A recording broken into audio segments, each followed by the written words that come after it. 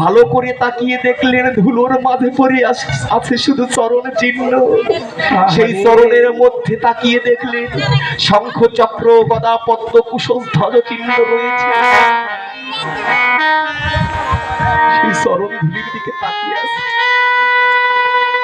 বলছি এই চিহ্ন কোন সাধারণ মানুষের পদের চিহ্ন নয়, এই চিহ্ন একমাত্র ভগবানের পদের চিহ্ন। হে ভগবান, আহারে এমন রূপে তুমি এসেছিলে, আমাকে দেখা দিলে কিন্তু চিনতে দিলে না।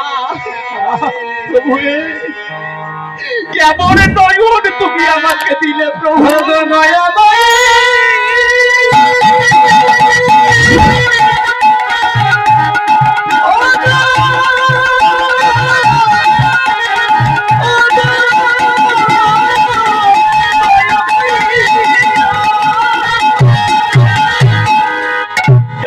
নয়ন দিলে, দেখার নয়ন দিলে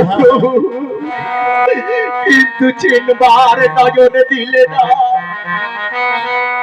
এই নয়ন বাদে যদি চিনার নয়ন দিতে তাহলে আমি তোমাকে ঠিক হয়েছি পিতা।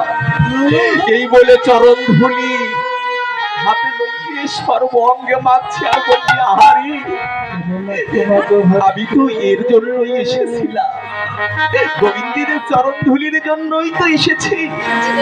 গোবিন্দকে তো পাবার জন্য আমি আসি না, আমি এসেছি গোবিন্দ চরণে যেন এই অঙ্গটা লুণ্ঠন করতে পারে। তাই তো সে চরণ ধুলি অঙ্গে মারছে আর বলছে এই ধুলি আমি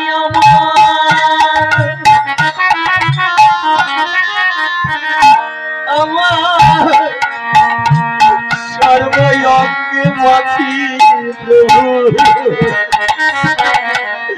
প্রভু হে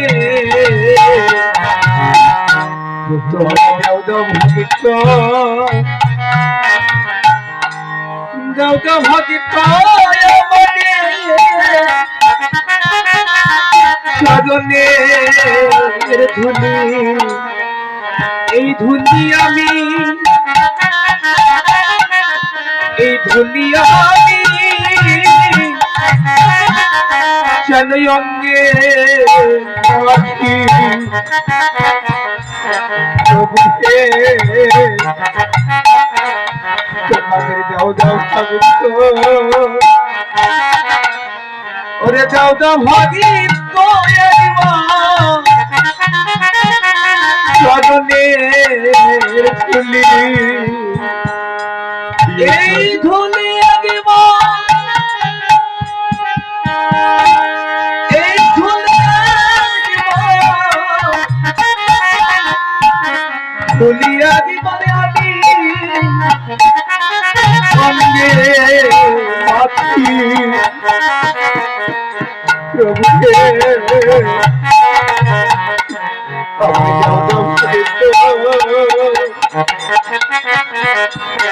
ভগিত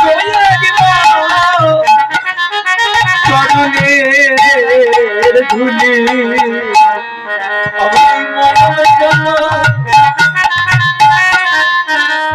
মানব জন্য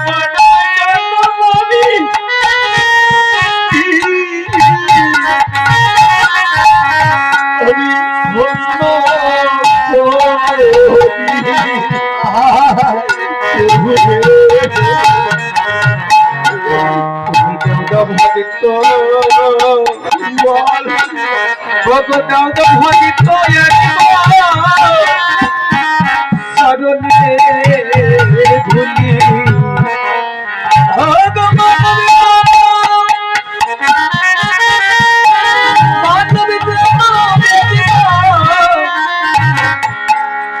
মানব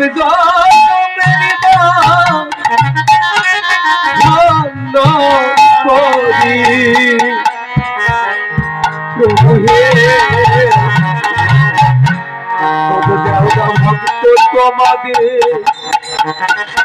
চরণে আমার